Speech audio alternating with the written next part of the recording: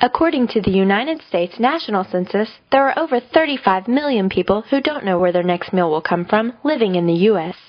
Don Powell Jr. knows firsthand how these people feel. Powell is president of WJCR 90.1 FM, a gospel radio station in Upton, Kentucky. In the summer of 2005, I felt the Lord leading me to begin a food ministry here. He formed his food bank as a branch off of the radio station, naming it WJCR Food Ministry.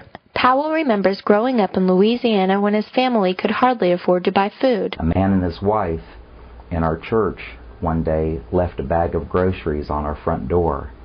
And I remember how excited Mom and I were. Powell says he felt the opportunity to act on this experience through his ministry. I know what it meant to me, so I know what it will mean to other people. Powell and his wife Laurie say they felt the need to extend their outreach program beyond just the radio. We're going out over the air. We don't see or know most of the people who listen. We wanted to be a little more hands-on. I wasn't sure how we were going to do it because the radio station takes care of itself, but it can't support a food ministry, and we couldn't build a building. We had no building, so I wasn't sure how it was going to happen.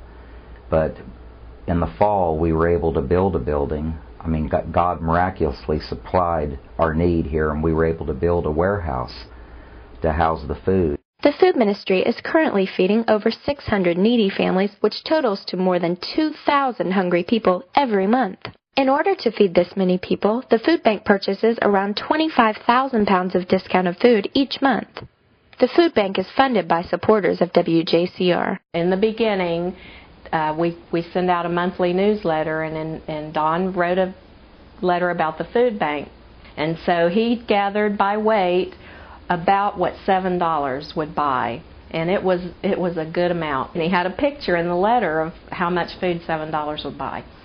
But he was saying that $7 a month would feed a family for 1 month, and just asked people if they would pledge to support us at $7 a month. And we have people who send every month, and that's how it's supported.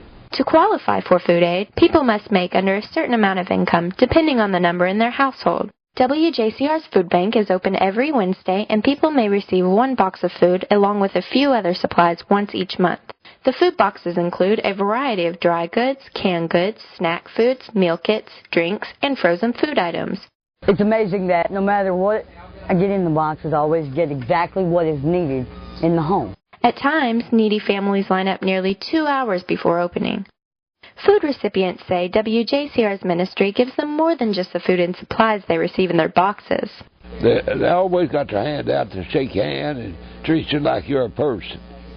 Most people got their nose turned up and don't care where you come or not, and they're not that way. They can greet you with a smile and a handshake, and instead of passing you off as if you were just the rejected or poor people of the community. Although the purpose of WJCR's food ministry is simply to feed hungry stomachs, it is evident that this outreach program has turned into much more. They're getting to know the workers, and they come expecting to talk, and when they have a problem, they share it.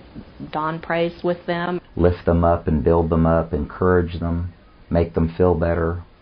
That's what we're trying to do. They're demonstrations of what God means by godly love. Godly love is something that you can have for someone and it not matter who you are, what you look like, how old you are, how young you are.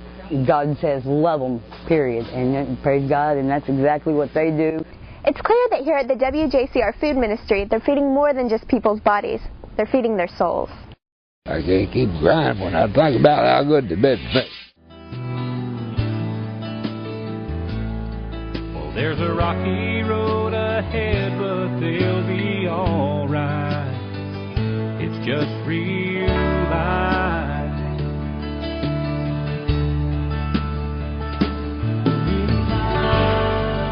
it's going all around you every day. Everybody's just trying to make their own way. No make-believe, no fairy tale disguise. Real true, all go through.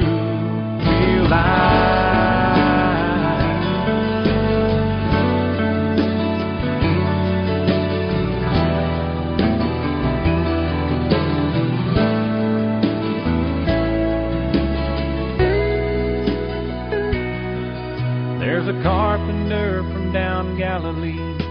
He died on a cross that we might live eternally.